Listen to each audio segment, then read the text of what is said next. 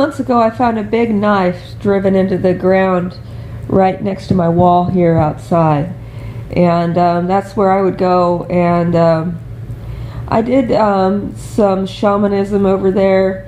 And since I found that knife, I haven't been able to concentrate or get very deep over there. And you know, part of it's they've built the Boys and Girls Club there, and there's all those lights and stuff there. And I think it'll be different when the wild energy comes back into the drainage ditch. You know, when the wild weeds and stuff start to grow in there, it'll start to alter things a bit.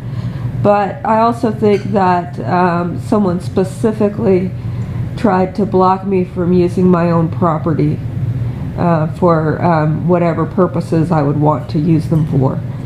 And you know, and then there's this thing with trying to put me in a weird headspace about Gramps.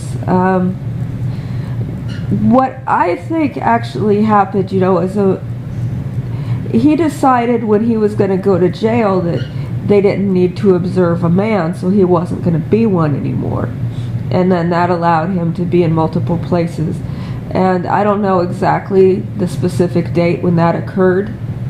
You know, I don't even know what century that occurred in. But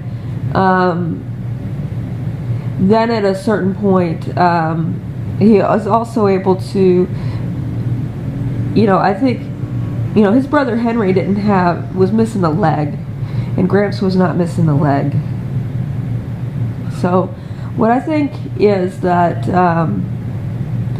you know, after Henry died, he was able to use him to hold his space while he was out doing other things.